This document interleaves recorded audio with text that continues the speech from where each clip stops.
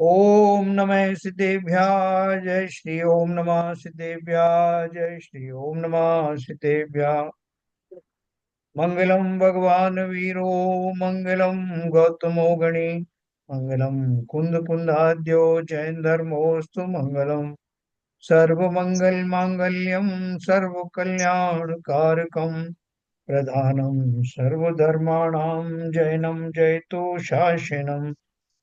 जैनम जयतु शासनम। जैनम जयतु शासनम।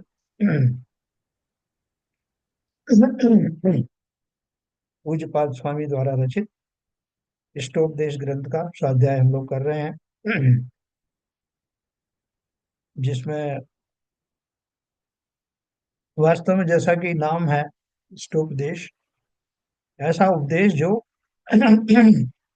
समस्त प्राणियों के लिए इष्ट हो। तो उसमें जिन जीवों को भौतिक संसार में मन लगता है, उनके लिए भी वो उपदेश किसी किन्हीं अर्थ में जो है वो इष्ट है। और जिन्हें मोक्ष जाना है, मुक्त होना है संसार से, उनके लिए भी इष्ट है। तो भी हमने ये भी शुरुआत के दो तीन दोहों में यही पढ़ा कि जो प्राणी मोक्ष सुख की प्राप्ति करना चाहते हैं,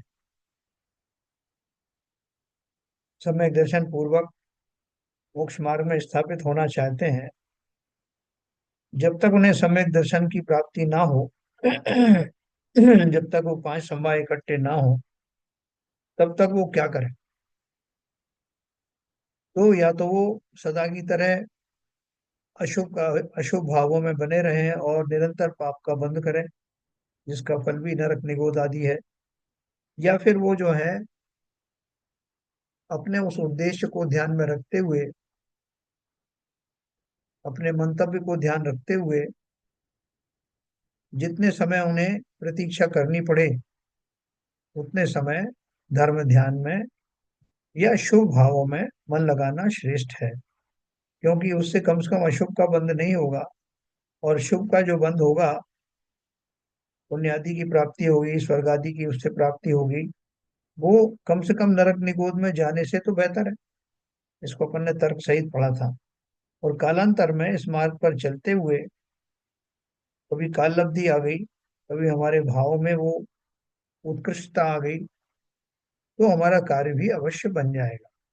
वैसे भी सम्यक दर्शन की प्राप्ति आदि के लिए जो बेसिक नैतिकताएं हैं, विनय आदि के जो भाव हैं, संयम के प्रति अनुराग है, संयमी जीवों के प्रति बहुमान है, वो सब तो इस मार्ग पर चलने में मिलता ही मिलता है। इसलिए जब तक शुद्ध भावों तक पहुंचना ना हो, तब तक शुभ भाव भी बुरे नहीं हैं। ये हमने अभी तक पढ़ा। फिर किसी शिष्य ने बोला कि अगर उनसे हमको ये स्वर्ग आदि की प्राप्ति होती है, वांछित सुख मिलते हैं, तो फिर कौन आदमी होगा पागल जो मोक्ष की अभिलाषा करे, स्वर्ग से ही काम चलाएगा ना, स्वर्ग से बढ़िया बढ़िया जो भोग मिलेंगे। तो उसके उत्तर में उन्होंने बताया कि पहली बात तो स्वर्ग के ये सारे सुख जो हैं कैसे हैं, कि ये नश्वर हैं, क्षणिक हैं, वास्तव में सुख ना होकर के सुखाभास है, इंद्रिय जन्य है, इंद्रियों के आश्रय से रहते हैं और लगातार मिलने वाले नहीं है। आकुलताओं से भरे हुए हैं। ये सारी बातें उन्होंने कही। तो अब उससे आगे अपन चलते हैं।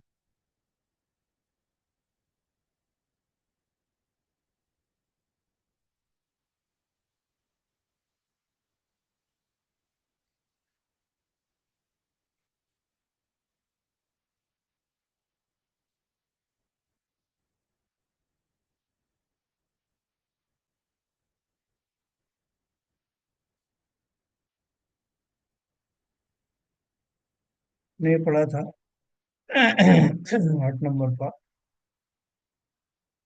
8 नंबर का हो गया था हमारा। पुत्र मित्र घर तन दिए दिया, धन रिपु आदि पदार्थ बिल्कुल निज से भिन्न है, मानत मूढ़ निजार्थ। हाँ? इसको फिर से पढ़ देते हैं यहाँ से अर्थ से। यद्यपि शरीर घर धन स्त्री पुत्र मित्र शत्रु आदि सब अन्य स्वभाव को लिए हुए पर अन्य है, परंतु मूल प्राणी मोहिनी कर्म के जाल में फंसकर इन्हें आत्मा के समान मानता है। विशदार्थ में दिया है, स्व और पर के विवेक ज्ञान से रहित पुरुष शरीर आदि पर पदार्थों को आत्मा व आत्मा के स्वरूप ही समझता रहता है। अर्थात दृढ़तम मोह के वश प्राणी देहादिक को, जो कि द्रव्य क्षेत्र काल भाव लक्षण रूप हरेक प्रकार से आत्म स्वभाव से भिन्न स्वभाव वाले हैं, उन्हीं को आत्मा मानता है। और दृढ़तर मोह वाला प्राणी उन्हीं व वैसे ही शरीर आदि को आत्मा नहीं अपितु आत्मा के समान मानता रहता है।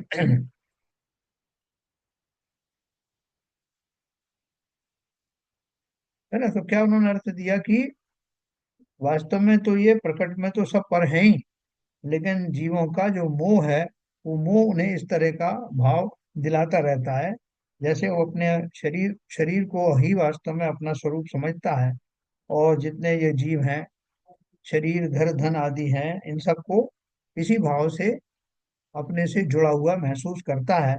इस मोह के कारण से वो उसमें और आत्मा में, शरीर में और आत्मा में कोई भेद नहीं कर पाता। पुत्र मित्र घर तन तिया धन रिपु आदि पदार्थ बिल्कुल निज से भिन्न है, मानत मूल निजात। है ना? बहुत क्लियर है उसका कि शरीर आदि पदार्थ जो कि मोहवान प्राणी के द्वारा उपकारक एवं हेतु समझे जाते हैं, वे सब कैसे हैं, इसको आगे के श्लोक में उल्लिखित दृष्टांत द्वारा दिखाते हैं। सर पहले यहाँ तो पर हाँ। ये दो चीज बोली गई हैं, हम्म। दृढ़तम मोह से और दूसरा दृढ़तर मोहवश। हम्म। तो ये दो स्टेंजा में, मतलब दो अलग अलग वाक्यों में क्यों बताया गया? वो तो चीज एक ही है। एक मिनट। हाँ देखो,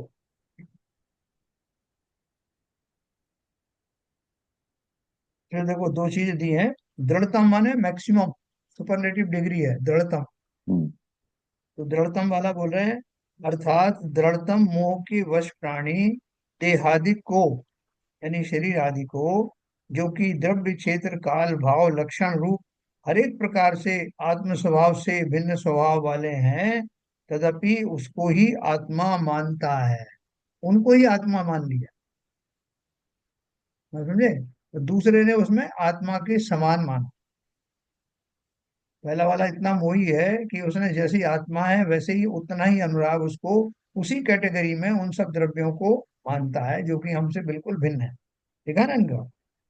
दृढ़तम मोह के वश प्राणी देहादिक को, जो कि द्रव्य क्षेत्र काल भाव लक्षण रूप हर प्रकार से आत्म स्वभाव से भिन्न स्वभाव वाले हैं, उसे ही आत्मा मानता है। और दृढ़तर मोह वाला प्राणी, दृढ़तर माने उससे हल्के मोह वाला प्राणी, उन्हीं व वैसे ही शरीर आदि को आत्मा तो नहीं अपितु आत्मा के समान मानता रहता अच्छा अच्छा, ओके। है। ये इस तरह से उन्होंने बोला। और उत्थानिका में बोला उन्होंने कि जो अपन ने कल पढ़ा था ना, कई कई दिशाओं से जो पक्षी आते हैं और वो वृक्ष पर बैठ जाते हैं, अपन ने कल पढ़ा था ना, और बाद में सब वो अपने अपने स्थानों को चले जाते हैं। ये हमने पढ़ा था 9 नंबर का दोहा। ये वाला है ना, जिसका हमने हिंदी में भी पढ़ा था, ये वाला। दिशा देश से आए कर पक्षी वृक्ष वसंत, प्रात होत निज कार्यवश इक्षित देश उड़ंत। है ना? क्या होता है कि अलग अलग देशों से आकर के पक्षी जो वसंत ऋतु में वृक्ष के ऊपर आके बैठ जाते हैं और सवेरा होते ही अपने अपनी जगह पर चले जाते हैं। वो इच्छित बताया जरूर है, लेकिन इच्छित भी क्या है, उनको उनको थोड़ी पता है कि कहाँ जाना है। जिधर मुंह उठा सब चल दिए उड़कर। वहां उनके कोई पापा मम्मी तो बैठे नहीं जिनका इंतजार कर रहे हो, या यहाँ से किसी ने उनको भेजा हो। वो तो एक स्वाभाविक गति से कहीं से आए थे एक रात का बसेरा किया और उसके बाद में दूसरे दिन सुबह जिसको जहां समझ आया वो चल दिया, बिना किसी मंतव्य के, बिना किसी उद्देश्य या लक्ष्य के। ऐसे ही संसार के प्राणियों का ऐसा ही हो रहा है कि अलग अलग दिशाओं से आने का, जैसे लिखा है ना, ऐसे ही संसार के सारे जीव अपने पूर्व कर्मों के उदय के अनुसार जिनमें आयु कर्म का बंध भी निश्चित है। तो आयु कर्म जब बंद होता है, सभी कर्मों के साथ ऐसा है, तो उसके साथ साथ ये भी होता है कि उसके जन्म कहाँ होगा, किस क्षेत्र में होगा, किस गति में होगा, किस काल में होगा, और शरीर से जुड़े हुए नाम कर्म की सारी जो उपाधियां हैं, जो शरीर को अच्छा होगा, चाल कैसी होगी, कद कैसा होगा, वजन कैसा होगा, रूप रंग कैसा होगा, ये सारे भी उसके द्वारा ही अर्जित किए गए कर्मों के अनुसार, उस पैकेज के अनुसार जीव अगली गति में चला जाता है। उसे भेजने वाला कोई नहीं, उसे रिसीव करने वाला कोई नहीं। तो इसलिए जिन जीवों को ये बात समझ में आ गई है, वो क्या करेंगे? वो सबसे पहले, जैसे हमें मालूम पड़ गया कि अच्छे काम करने से अच्छी गति का बंद होता है, अच्छी आयु का बंद होता है, और बुरी से बुरी का होता है, ये जानने के पश्चात हम इससे कुछ प्रेरणा लेंगे कि ये खाली हमारे ज्ञान की वस्तु मात्र है, ये वस्तु है खाली, हमें करना कुछ नहीं, या कुछ करना है, बताइए।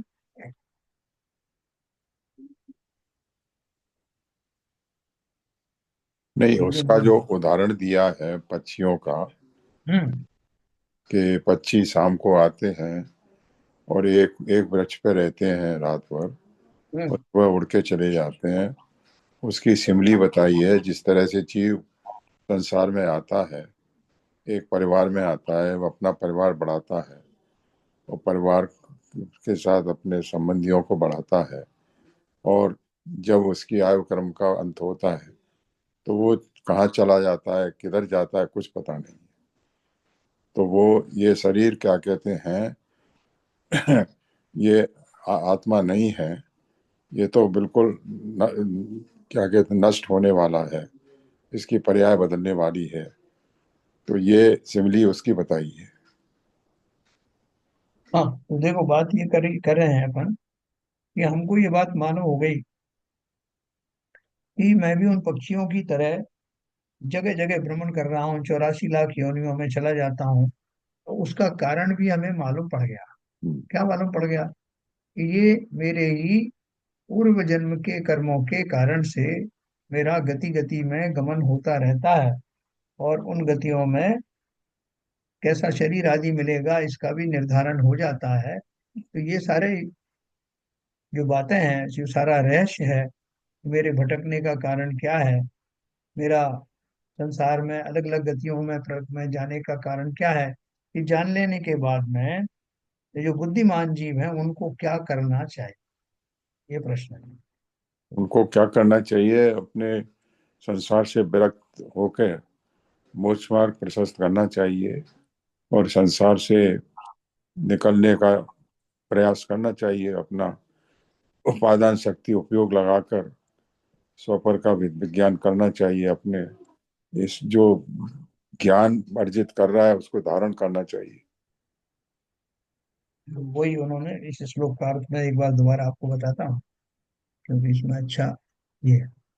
जैसे पूर्वाधिक दिशाओं एवं अंग भंग आदि विभिन्न देशों से उड़कर पक्षीगण वृक्षों पर आ बैठते हैं, रात रहने तक वहीं बसेरा करते हैं, और सवेरा होने पर अनियत दिशा व देश की ओर उड़ जाते हैं। उनका यह नियम नहीं रहता कि जिस देश से आए हों उसी ओर जावें। वे तो आते कहीं से हैं और चले कहीं और जाते हैं। वैसे ही संसारी जीव भी नरक गति आदि रूप स्थानों में आकर कुल में अपनी आयु काल पर्यंत रहते हुए मिलजुल कर रहते हैं, और फिर अपने अपने कर्मों के अनुसार आयु के अंत में देव गति आदि स्थानों में चले जाते हैं। हे भद्र, जब यह बात है तब हित रूप से समझे हुए सर्वथा अन्य स्वभाव वाले स्त्री आदि को में तेरी आत्मा व आत्मीय की वृद्धि कैसी। अरे यदि ये शरीर आदि पदार्थ तुम्हारे स्वरूप होते तो तुम्हारी तदवस्थ रहते हुए अवस्थांतरों को कैसे प्राप्त हो जाते, है ना। अगर वो तुम्हारे हैं, तुम्हारा ही स्वरूप होते, तो तुम जिस अपनी अलग अवस्थाओं में वो दूसरी अवस्था में कैसे हो जाते। यदि वे तुम्हारे स्वरूप नहीं अपितु तुम्हारे होते तो प्रयोग के बिना ही ये जहां चाहे कैसे चले जाते, है ना। अगर तुम्हारा इन पर कंट्रोल होता, तुम्हारा स्वरूप नहीं है बल्कि ये तुम्हारे ही हैं, तो फिर ये तुम्हारी आज्ञा के बिना कहीं और कैसे जा सकते। अतः मोहिनी पिशाच के आवेश को दूर हटाकर ठीक ठीक देखने की चेष्टा कर, है ना। तो क्या बोल रहे हैं आचार्य कि ये सारे पदार्थ प्रकट में ही पर रूप हैं, क्योंकि तेरी आज्ञा इन पर नहीं चलती। ये सारे पदार्थ अपनी अपनी गतियों के अनुसार जहाँ उनका जैसा होना है वो अपने आप चले जाते हैं। इससे ये सिद्ध होता है कि वो तुम्हारे कहने में नहीं, अर्थात तुम्हारा स्वरूप नहीं। और उनका अगर कोई अवस्था आदि बदलती है तो ऑटोमेटिकली आपके आपसे इंडिपेंडेंट होकर के होती है। इसका अर्थ यह है कि उनके परिणमन में आपका कोई हस्तक्षेप नहीं है। दिशा देश से आयकर पक्षी वृक्ष समान वसंत प्रात होत निज कार्यवश इच्छित देश उड़त। ये तो यहाँ तक बात कही उन्होंने, राग आदि के बारे में बात कही कि हमको वो सब अपने परिवारजनों के प्रति बहुत ममत्व होता है, धन आदि के प्रति, शरीर वस्त्र आदि के प्रति। तो ये सारे जो उनके प्रति होने वाली हमारी आसक्ति या राग है, ये तो उनको बेकार बताया।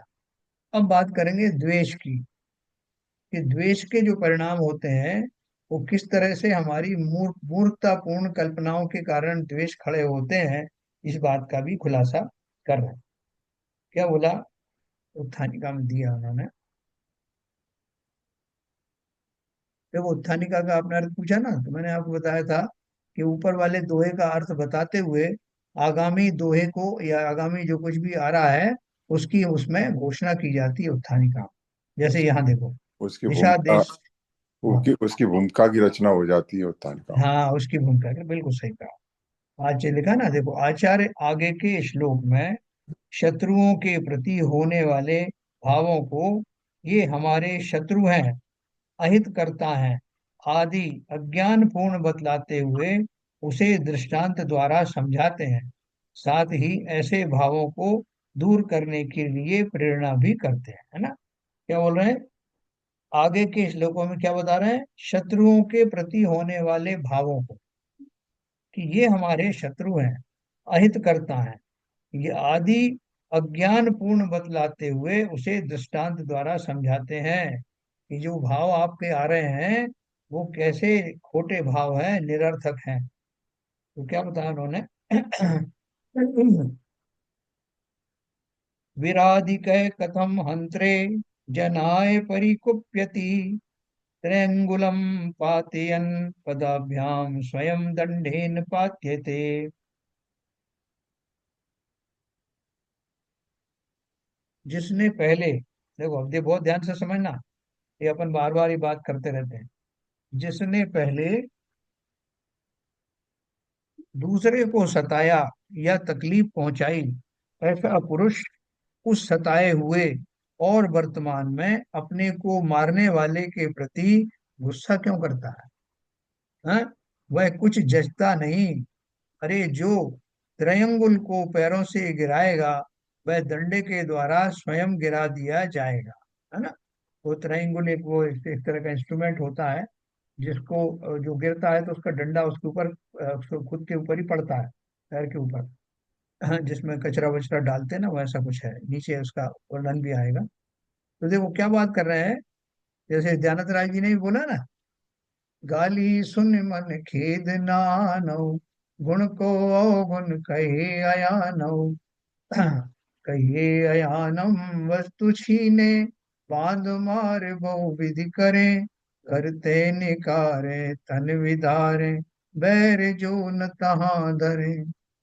फिर क्या बोला, तय कर्म पूरब किए खोटे, सहे क्यों नहीं जियरा। अति क्रोध अग्नि बुझाए प्राणी, साम्य जल ले सियरा। पहले उन्होंने सब जो बुरी से बुरी चीज आपकी गत हो सकती है वो बताया, कि कोई आपको गाली भी सुना दे, कोई आपको बांध दे, मारे पीटे, घर से निकाले, आपके गुणों को अवगुण कहे, तब भी कुछ मत, बुरा मत मानना, उसको सह लेना। बोले कैसे सह ले साहब, क्यों सह ले? तब उन्होंने कहा कि तय कर्म पूरब किए खोटे, सहे क्यों नहीं जिएगा। यहाँ वही बात उन्होंने कही है कि जो कुछ भी घटित हो रहा है उससे गुस्सा क्यों कर रहे हो, तुम पहले करके बैठे हो। दूसरे का, जिसने पहले दूसरे को सताया या तकलीफ पहुंचाई, ऐसा पुरुष उस सताए गए और वर्तमान में अपने को मारने वाले के प्रति गुस्सा क्यों करता है? यह कुछ जचता नहीं। अरे जो त्रयंगुल को पैरों से गिराएगा, वह डंडे के द्वारा स्वयं गिरा दिया जाएगा।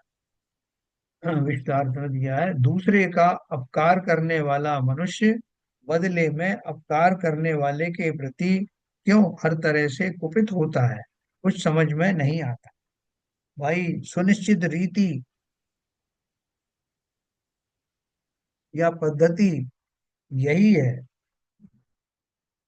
सुनिश्चित रीति या पद्धति यही है कि संसार में जो किसी को सुख या दुख पहुंचाता है, वह उसके द्वारा सुख और दुख को प्राप्त किया करता है। जब तुमने किसी दूसरे को दुख पहुंचाया, तो बदले में तुम्हें भी उसके द्वारा दुख मिलना ही चाहिए। इसमें गुस्सा करने की क्या बात है? अर्थात गुस्सा करना अन्याय है, अयुक्त है।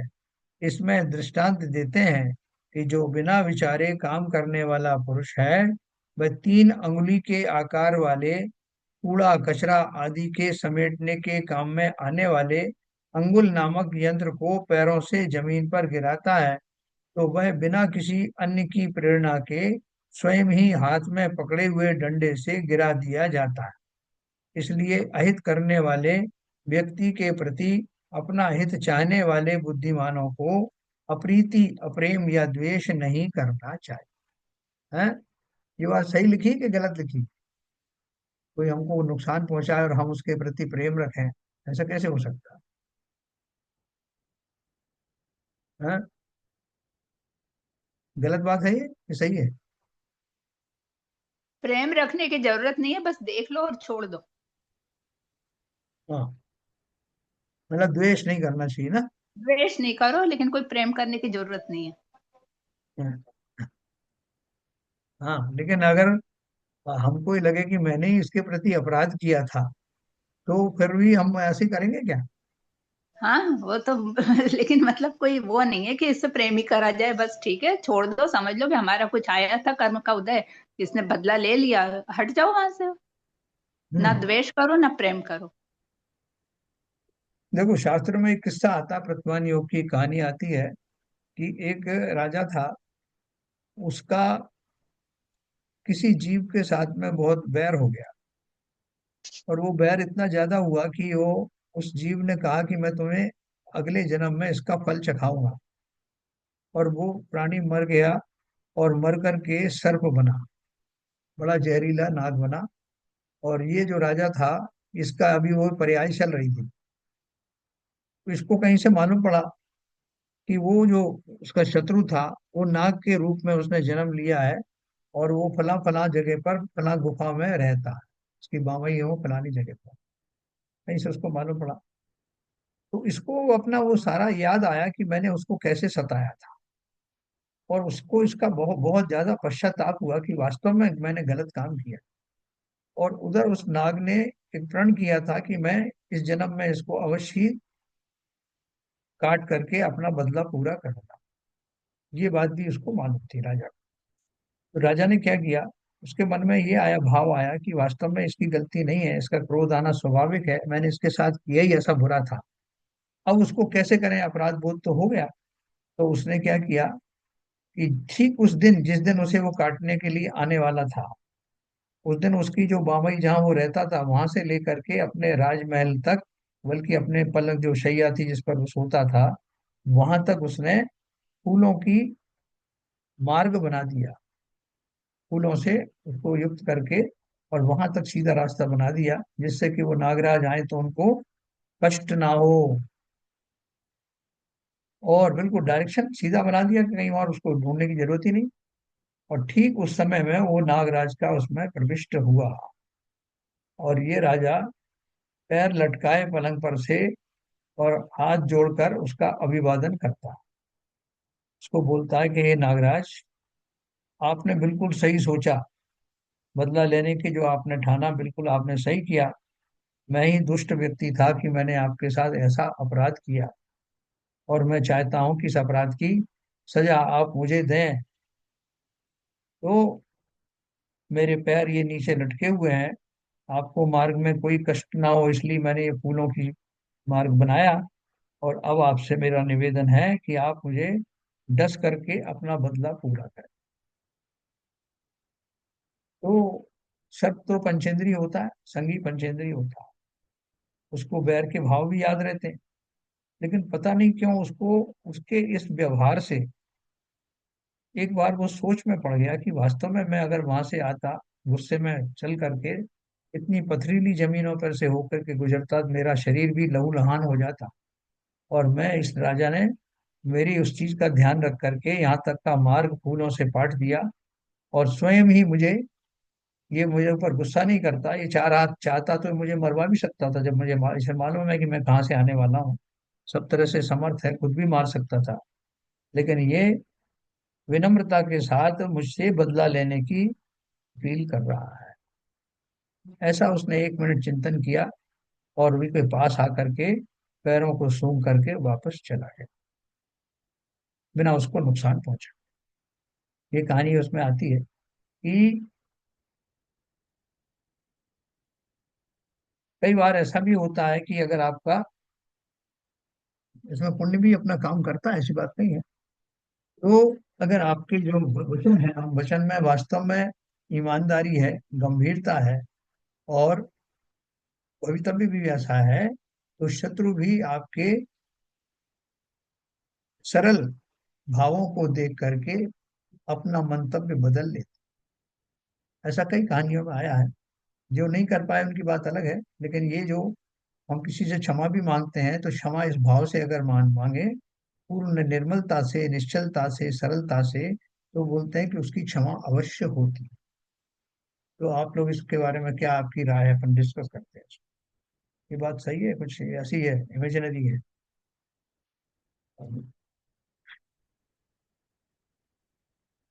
ऐसा कोई क्षमा करने वाले हो सकते हैं क्या?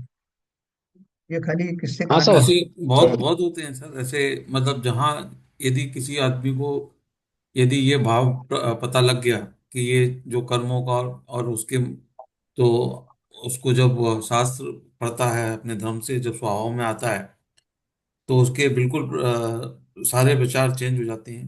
और वो एकदम अ, बिल्कुल अपने क्षमा, सबको क्षमा करता है, अपने को भी क्षमा करता है, अपनी गलतियों को भी क्षमा करता है, दूसरों की गलतियों को भी क्षमा करता है, और बहुत होता है। सर हम्म। राजा श्रेणिक के साथ तो यही हुआ था ना। हम्म। हेलो। हाँ, कैसे? राजा श्रेणिक के साथ भी यही हुआ था हम्म। कि उसने मुनिराज के गले में सर्प डाल रखा था। हाँ। और जब वहां पहुंचा देखने के लिए, तो उन्होंने जो आशीर्वाद दिया उनको, धर्म वृद्धि हो, तो वो मुनिराज बिल्कुल गुस्सा नहीं हुए, और उसके क्षमा भाव देख के द्रवित होके वो उनके पैरों में पड़ गया और उनकी अर्चना करने लगा। तो उसमें जो सातवां नरक का, उसका जो बंद होने वाला था, हम्म। वो पहले ही नरक का हुआ। हम्म। तो ये तो आपका ये ज्वलंत उदाहरण आपने कई बार देते हैं। तो ऐसे बिल्कुल। तो कई कई एग्जाम्पल हैं। हाँ। पार्श्वनाथ भगवान के साथ 10 भव तक वो कमठ ने वो किया, मगर अंत में आके क्या हुआ? अंत में आके वो पैरों में पड़ गया, उसका भी उद्धार हो गया। वो बात सही है आपकी, लेकिन अपन को ऐसा नहीं मानना चाहिए कि इससे तो लोग हमारे ऊपर हावी हो जाएंगे। हम क्यों क्षमा मांगे, भले ही सर हमने अगर गलती गलती की हो। अगर अगर अगर हावी हो जाने की अगर भावना भाएंगे, तो हम इस संसार में, संसार चक्र में ही घूमते रहेंगे, इस संसार चक्र से बाहर नहीं निकल पाएंगे। इसलिए तो आज हम संसार में घूम रहे हैं।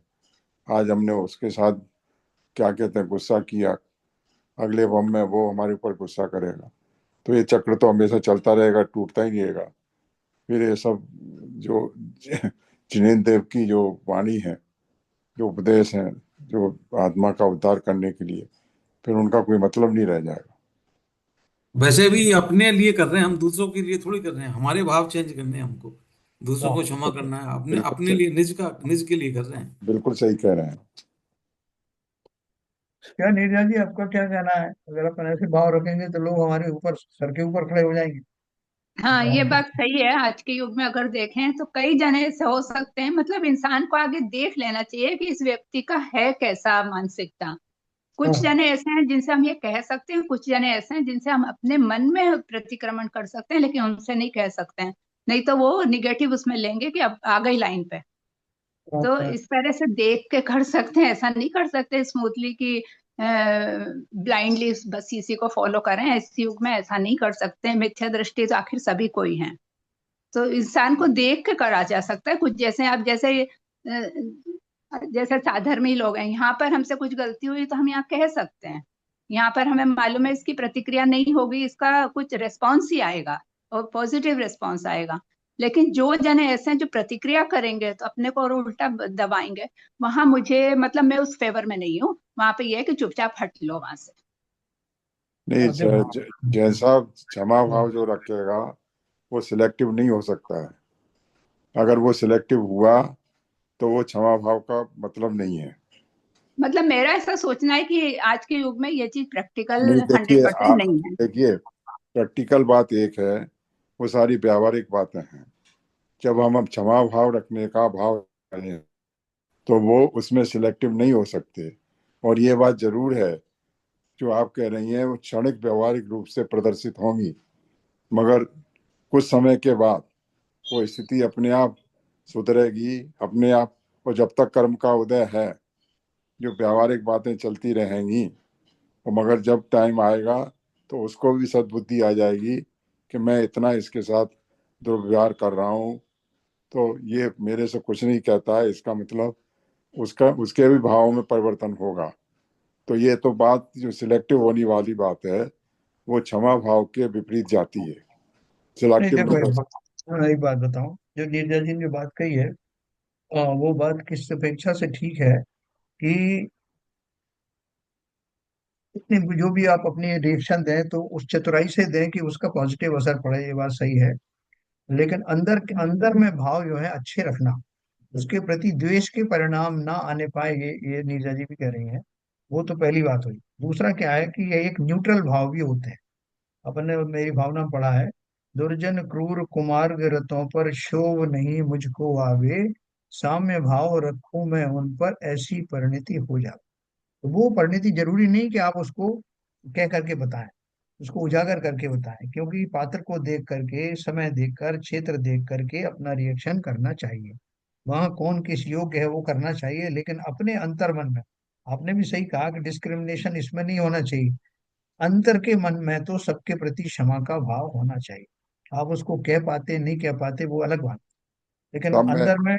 मेरा जो कहना है वो अंतर्मन की बात कह रहा हूँ। हाँ, वही मैंने कहा कि आपने जो कहा कि डिस्क्रिमिनेशन अंदर से नहीं होना चाहिए।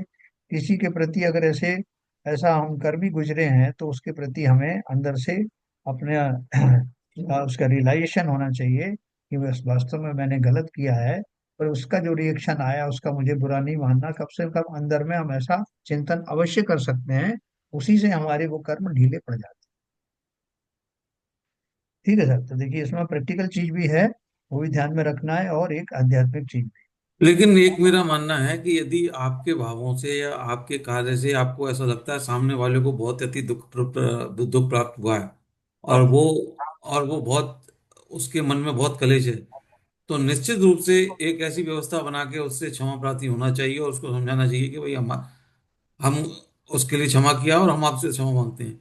हाँ, तो बराबर। दोनों उसकी कलुषता हम यदि कर पाए किसी भी हाँ, तरीके से, उसका कुछ कर पाए, तो उसका लाभ जरूर होगा।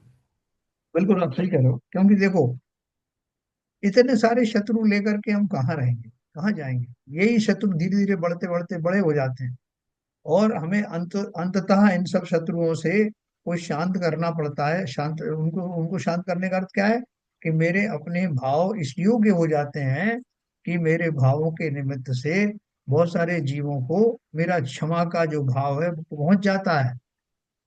ये एक टेलीपैथी है। मुझे इंडिविजुअल के पास जाकर के अगर मैं मांग भी नहीं पाऊं, जो संभव नहीं है, तब भी मेरे मनोभाव इस योग्य हो जाए कि दूसरे जीव हमेशा ही मुझे मेरे द्वारा क्षमा किए गए हैं, ऐसा उनको आभास होने लगे। देखो कहते हैं ना कि जो जो शाकाहारी जो जीव होते हैं, उनके पास में बिना किसी भय के, ये कबूतर आदि हैं, छोटे छोटे पक्षी हैं, उनके पास आके बैठ जाते हैं। लेकिन जो मांस भक्षी लोग हैं उनके पास नहीं आते। तो उनके ऐसे पॉजिटिव वाइब्रेशन होते हैं, उनके शरीर से ऐसे निकलते हैं नेगेटिव वाइब्रेशन, कि उनके कारण वो ऐसे जीवों के पास नहीं आते। तो ठीक उसी प्रकार से हम अपनी क्षमता में इतना विकास लाएं कि हमारे भावों का वो जो संचरण है दूर दूर तक पहुंचे। जैसे मुनिराज को देख करके राजा श्रेणी के भाव एकदम निर्मल हो गए, तो ठीक उसी प्रकार से हम अगर जीवन में इस क्षमा को निरंतर धारण करते रहेंगे, तो न केवल हमारे इस जन्म के इस समय के जो परिणाम है वो सरल होंगे, बल्कि सत्ता में पड़े हुए द्वेष रूपी परिणामों के कारक जो कर्म है उनमें भी अवश्य ही बदलाव होगा। ये आपने अभी जो लास्ट में जो विवेचन किया जी। वो सैद्धांतिक विवेचन है। और जैसा कि शैलेंद्र जी ने भी बताया, अगर और जो जो सम्यक दृष्टि जीव है या सम्यक सम्यक सम्मुख मिथ्या दृष्टि जीव है, जो इस पथ पे चल रहा है, अगर वो अपना समता भाव रखेगा, क्षमा भाव रखेगा, तो वो सिलेक्टिव नहीं होगा। तो चाहे व्यवहारिक रूप से कोई भी प्रक्रिया अगला आदमी समझे, वो तो अपने अपने लिए कर रहा है। अगर वो चुपचाप बैठा है, कुछ समता भाव रख रहा है, तो व्यवहार रूप से तो कहते ही हैं ये कैसा पागल आदमी है, इसको ये इतना गाली दे रहा है, ये इसका ये कुछ बोल भी नहीं पा रहा है, ये तो कावर्ड है। ऐसे हम्म। ऐसे स्लोगन भी सुनने को मिलेंगे। हाँ। मगर अब वो अगर समता भाव रखेगा, तो एक एक समय ऐसा भी आएगा कि जब उसकी वास्तविक भावनाओं, अंतर्मन की भावनाओं को बाकी लोग भी व्यवहार से समझेंगे कि ये वो यही रास्ता सही है। अभी आपने देखो। विवेचना की वो बात वही बात कही है आपने। हाँ बिल्कुल बिल्कुल।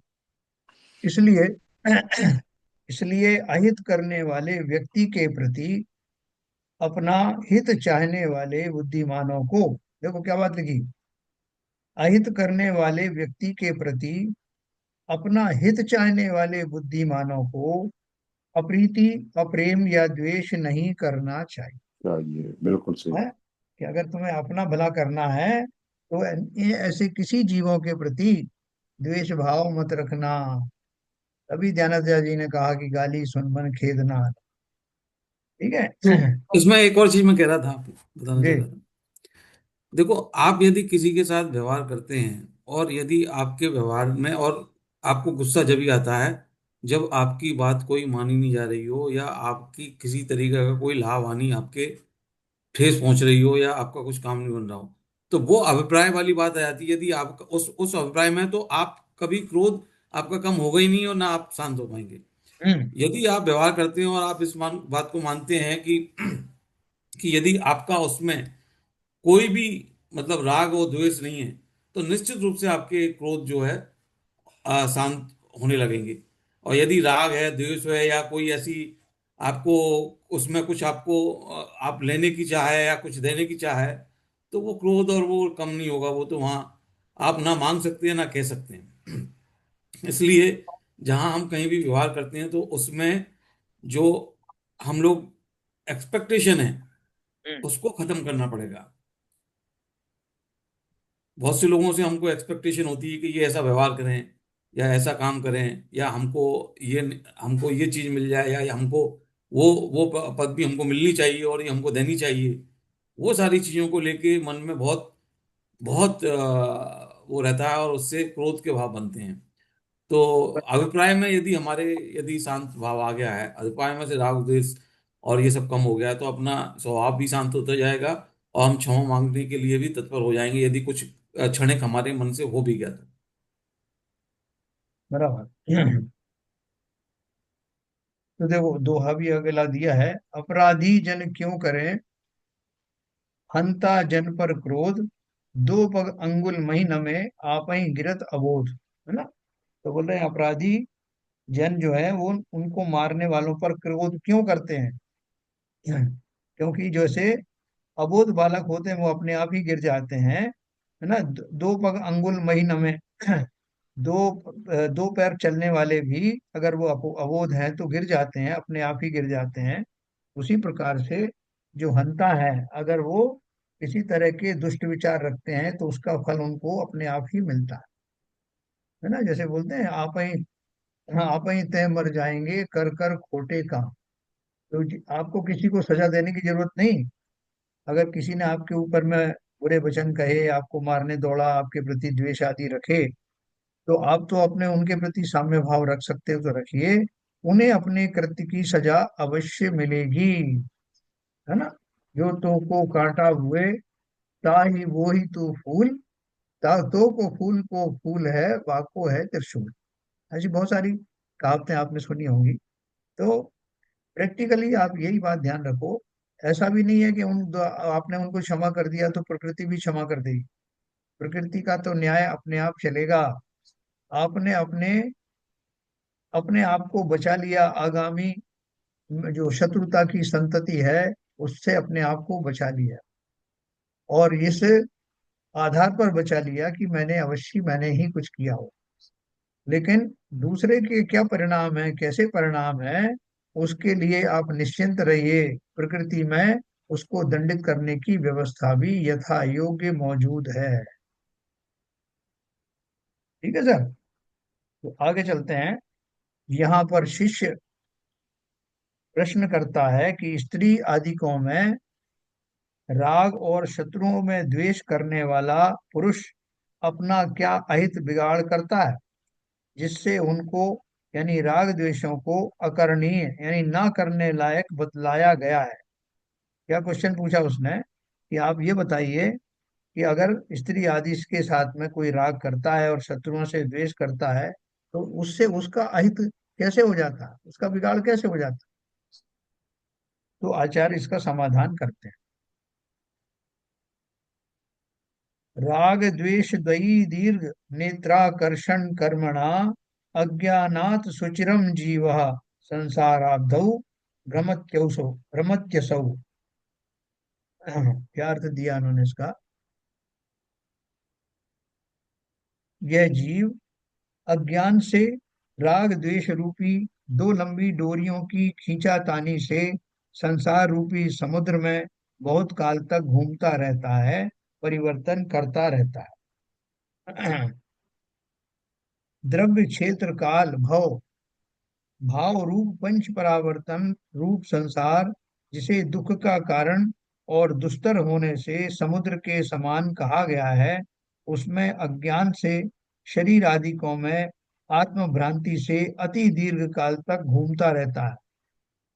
इष्ट वस्तु में प्रीति होने को राग और अनिष्ट वस्तु में अप्रीति होने को द्वेष कहते हैं। उनकी शक्ति और व्यक्ति रूप से हमेशा प्रवृत्ति होती रहती है। इसलिए आचार्यों ने इन दोनों की जोड़ी बतलाई है। बाकी के दोष इस जोड़ी में ही शामिल हैं। जैसा कि कहा गया है, यत्र रागः पदम धत्ते, जहाँ राग अपना पांव जमाता है वहां द्वेष अवश्य होता है या हो जाता है। ये बात सही है या गलत है? ये जरूरी है जहाँ राग हो वहां द्वेष भी हो? बिल्कुल सही है साहब। कैसे सही है? अरे जहाँ जब जहाँ राग होगा और हाँ। तो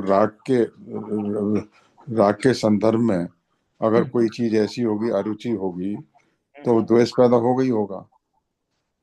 every action has got a reaction. हाँ। अगर मुझे मीठी चीजों से राग है तो जरूरी है क्या कि मुझे जो कड़वी चीजों से द्वेष हो? साहब, अगर आप मीठी चीज खा रहे हो जिससे आपको राग है और आपको जबरदस्ती खिलाया जाएगा तो उससे अरुचि होगी, उससे दोष होगा कि नहीं होगा? कोई पदार्थ हुआ, कोई दूसरा पदार्थ से क्या होगा? जिस या कोई पदार्थ भी से हो, मुझे राग है। तो जिस जिस पदार्थ से राग होगा उससे उससे ही द्वेष हो सकता है। दूसरे से भी द्वेष हो सकता है अगर आपकी अरुचि के खिलाफ है वो तो। कोई आप एक पंगत में बैठे हैं और एक व्यक्ति जो है आपकी जो रुचिकर जो पदार्थ है वो उसका डोंगा लेके घूम रहा है, परोस कर रहा है। हम्म। दूसरा व्यक्ति जो है वो सब चीजें लेके घूम रहा है जो आपको पसंद नहीं है या कम पसंद। तो अब वो क्या हो रहा है कि फ्रीक्वेंसी उसकी ज्यादा है, जो वो पदार्थ आपको पसंद नहीं है। तो आप क्या कहोगे जैसे ही वो आएगा सामने, आपके मन में क्या भाव आएगा? बार अरे बार तो यही चलाता बार बार यही चलाता है, द्वेष पैदा हुआ कि नहीं हुआ? है। वही मैं कह रहा हूँ। है ना? तो वही मैं प्रूव करने के लिए कहा मैंने कि ऐसा ही है। जो उन वस्तुओं का प्रदाता है, लाने वाला है, देने वाला है, जिनके माध्यम से समझते हैं कि मेरे राग की पुष्टि होती है, वो उनके विपरीत जो लोग उस भाव को नहीं दे पाते, उन वस्तुओं को या उन चीजों को नहीं ला पाते, उनके प्रति मेरा द्वेष रहता है। संसार में आप देखो, जो बोलते हैं जो रिश्वतखोर होते हैं, वो रिश्वतखोर उन जो अपराधी वृत्ति के लोग हैं उनसे प्रसन्न रहते हैं। और जो सीधे साधे ईमानदार हैं, जो सीधे सीधे, उनसे उनको कोई प्राप्ति होने वाला नहीं, तो उनसे द्वेष हो जाता है। तो लोगों को ताज्जुब होता है कि मुझसे क्यों द्वेष कर रहे हैं। सिंपल बात है, द्वेष क्यों कर रहे हैं? ऐसे व्यक्तियों को लोग अपने पास रखना ही नहीं चाहते, अगर वो व्यक्ति स्वयं भ्रष्ट है तो ये सीधा सीधा फार्मूला है। जहां राग अपना पांव जमाता है वहां द्वेष अवश्य होता है या हो जाता है, यह निश्चय है। इन दोनों राग द्वेष के आलम्बन से मन अधिक चंचल हो उठता है।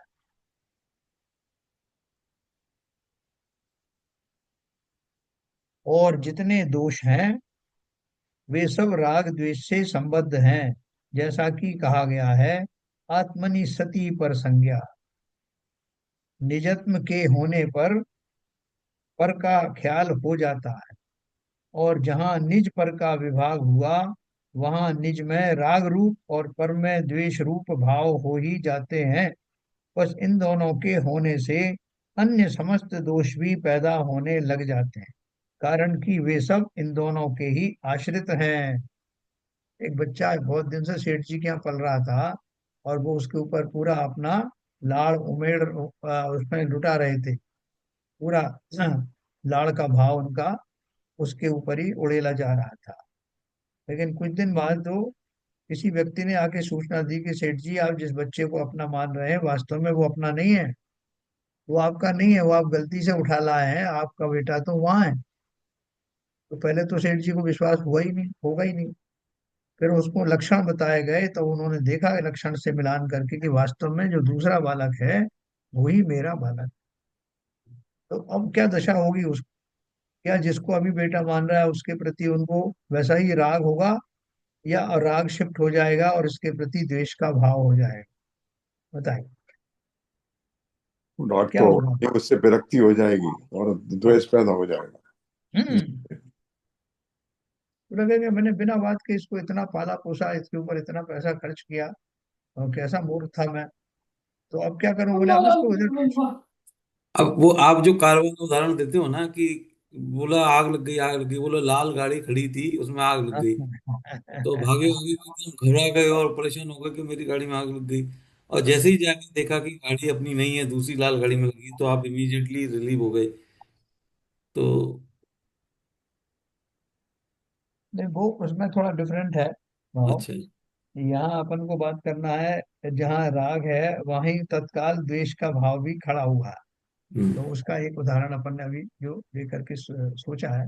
जिन हम्म। चीजों से मुझे राग है उन चीजों को देने वालों से भी राग है, और हम्म। उनके विरुद्ध जो उन चीजों को नहीं दे सकते, उनको बात नहीं समझते, उनसे मैं उपेक्षा पूर्ण व्यवहार रखता हूँ। उपेक्षा भी द्वेष जैसी ही है, उपेक्षा भी द्वेष ही है। ठीक है सर, तो ये हमने पढ़ा। निजत्व होने पर का ख्याल हो जाता है। और जहाँ कहाँ गया वो? हाँ, वहां और जहां निज पर का विभाग हुआ, यानी भेद हुआ, वहां निज में राग रूप और पर में द्वेष रूप भाव हो ही जाते हैं। बस इन दोनों के होने से अन्य समस्त दोष भी पैदा होने लग जाते हैं, कारण कि ये सब इन दोनों के ही आश्रित है। हाँ, फिर गुरु जी ने अपने दो चेलों को बुलाया। वो लड़ रहे थे कि मैं गुरु जी के पैर में दबाऊंगा, तो दूसरे ने कहा मैं दबाऊंगा। तो उनका एक काम करो कि एक एक पैर बांट लो तुम, ठीक है, एक पैर तुम दबाओ एक पैर तुम दबाओ। वो दोनों खुश हो गए। अब थोड़े दिन के बाद वो करते करते उनको जो जो पैर उनको दिए गए थे उनसे उनको राग हो गया, ये मेरा पैर है, गुरु जी का ये वाला पैर मेरा है। दूसरे ने सोचा ये वाला मेरा। तो एक दिन एक को थोड़ा सा शरारत सूझी, तो उसने जो पैर उसका नहीं था, उसके कब्जे वाला नहीं था, उसके ऊपर एक घूसा मारा, उसको चिढ़ाने के लिए। तो दूसरे ने भी उसका प्रतिफल दिया, उसने उसके वाले पैर पे मारा।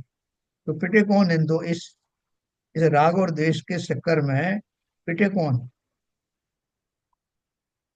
तो गुरु जी के तो पैर दोनों एक ही व्यक्ति के थे, लेकिन एक जो है एक के राग का विषय बना और दूसरे के द्वेष का, और दोनों पर इस तरह से प्रहार हुआ। तो हमारी जो मान्यता में मैं किसे अपना मानता हूँ उसके प्रति राग होना, किसे अपना नहीं मानता इसके प्रति द्वेष होना, ये स्वाभाविक है। लेकिन अब मेरा एक प्रश्न है कि अगर अपन शरीर के को अपना नहीं मानते तो क्या ये शरीर सर के प्रति द्वेष करें? थोड़ा वो तो एक मजाक की बात थी, लाइट साइड में। हाँ, मेरा भी प्रश्न ये है कि अगर मैं शरीर को अपना नहीं मानता तो क्या शरीर के प्रति द्वेष करना आवश्यक है? राग नहीं करूं तो द्वेष करूं क्या?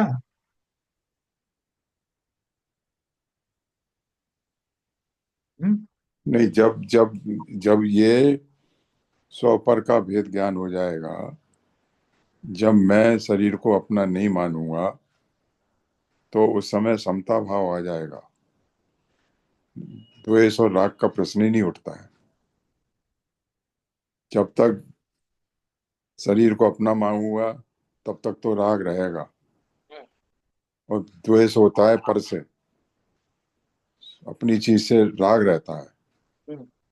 और जब अपना ही नहीं मानूंगा शरीर को, तो ना राग होगा ना द्वेष होगा। क्योंकि उस समय तो स्वपर का भेद विज्ञान हो गया और समता भाव हो जाएगा। उस समय हम्म। तो सम्यक दृष्टि हो जाएगा जीव। तो देखो, तीन तरह के भाव होते हैं। हे, हे, ये और उपादेय।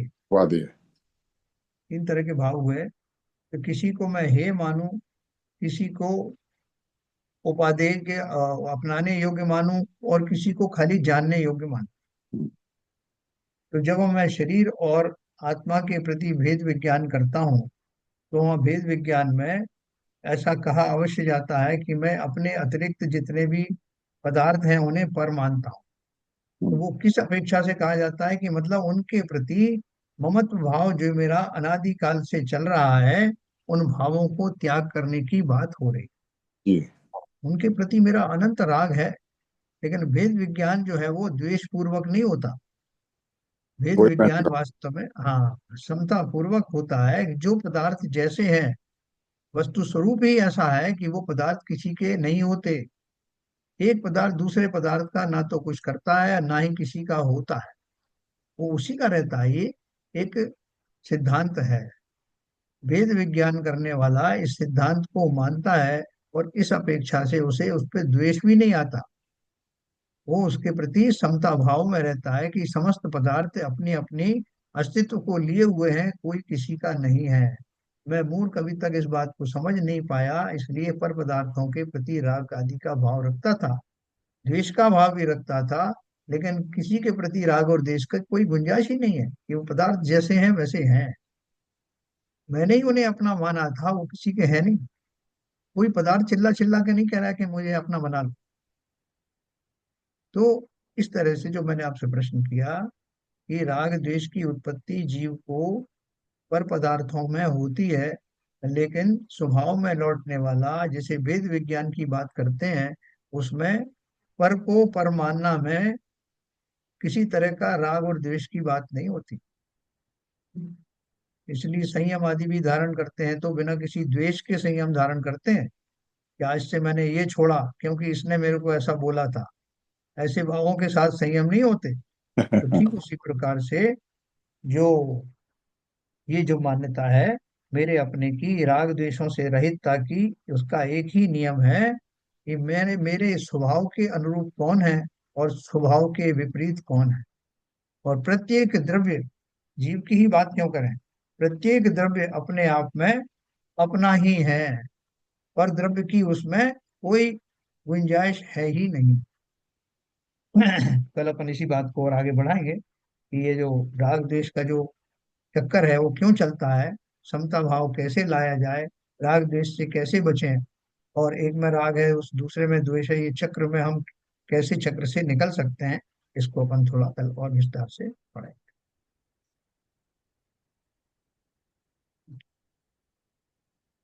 ठीक है, सरल है ना सब्जेक्ट, कोई मुश्किल तो नहीं लग रहा ना? नहीं नहीं, कोई मुश्किल चलिए जिनवाणी स्तुति करेंगे। संजय प्रकाश है, नहीं है क्या? हाँ है।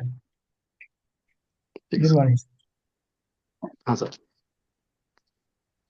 मिथ्यातम नाश वेको ज्ञान के प्रकाश वेको, आपा परिभाष वेको भानु से बखानी है। छहु द्रव्य जान वेको बंध विधि भान वेको, स्वपर पहचान वेको परम प्रमानी है। अनुभवताय वेको जीव के जताए वेको, कहूँ न सताए वेको भव उरयानी है। जहाँ तहाँ तार वेको पार के उतार वेको, सुख विस्तार वेको यही जिनवानी है। हे जिनवानी भारती तो है जपू दिन रैन, जो तेरी शरणा गए सो पावे सुख चैन। जा वाणी के ज्ञान ते सो जय लोकालो, सो वाणी मस्तक धमो सदा ते थेडो, सदा ते थेडो। जिनवाणी माता की जय। कार्य सर।